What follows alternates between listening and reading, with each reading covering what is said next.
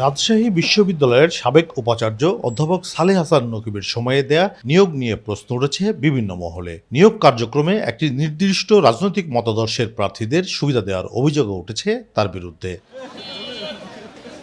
শিক্ষক কর্মকর্তারা বলছেন, জুলাই আন্দোলনের পর দায়িত্ব নেন সালেহ হাসান নকিব। এ সময়ে অতীতের সব রেকর্ড ভেঙে বিপুল পরিমাণ শিক্ষক কর্মচারী নিয়োগ করা হয়। যোগ্যতা না থাকলেও উপাচার্যের ঘনিষ্ঠ হওয়ায় কর্মকর্তা হিসেবে নিয়োগ পেয়েছেন। নির্দিষ্ট গোষ্ঠীকে বিশেষ সুবিধা দিয়েছেন দায়িত্বের 18 মাসে। ভিগো ওয়্যার গার্ড প্রয়োজন মতো বাঁকানো যায়, অধিক চাপেও ভাঙে না। ভিগো।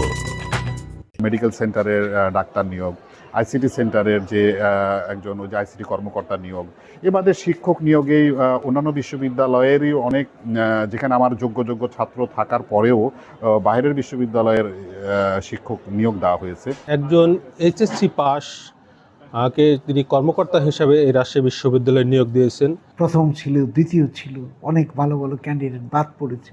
এদের মুখে অনেক অভিযোগ আমরা শুনেছি। শিক্ষক নিয়োগের জন্য প্ল্যানিং কমিটির মাধ্যমে বিভাগকেও কিন্তু তারা অনেকটা জোর করিয়ে সিদ্ধান্ত নিয়ে এসেছে। তবে সাবেক উপাচার্য অধ্যাপক সালেহ হাসান নকিবের দাবি, নিয়োগ প্রক্রিয়ায় আগের চেয়ে আধুনিকায়ন করা হয়েছে। যারা যোগ্য তারাই নিয়োগ পেয়েছেন। যাদের যোগ্যতার অভাব আছে তাদের জন্য তো এই পদ্ধতি কোনো সুখকর পদ্ধতি ছিল, এবং বাংলাদেশের যে প্রেক্ষাপট, হলে ভালো না হলে খারাপ, এই দৃষ্টিভঙ্গি থেকে তো শিক্ষক বা প্রার্থী কেউ সরে যায়। যাদের হয়নি তারা নানান মিথ্যাচার করেছে, তাদের অযোগ্যতার কারণেই তাদের হয়নি। সালেহ হাসান নকিবের বিদায়ের পর তার আমলে দেয়া নিয়োগ নিয়ে প্রশ্ন ওঠায় আগের নিয়োগের সব তথ্য চেয়েছেন বর্তমান উপাচার্য।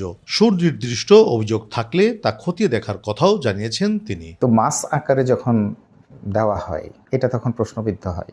আমি খতিয়ে দেখব নিয়মের ব্যত্যয় হয়েছে কিনা, যেগুলো আমি সুনির্দিষ্ট অভিযোগ পাবো আমি খতিয়ে দেখব। গত 1.5 বছরে সালেহ হাসান নকিব 154 জন শিক্ষক, মেডিকেল সেন্টারে অ্যাডহক ভিত্তিতে 5 জন চিকিৎসক, আইসিটি সেন্টারে 2 জন প্রোগ্রামার, তৃতীয় ও চতুর্থ শ্রেণীর 2 শতাধিক কর্মচারী নিয়োগ দিয়েছেন। কাজী শাহেদ, দেশ টিভি, রাজশাহী।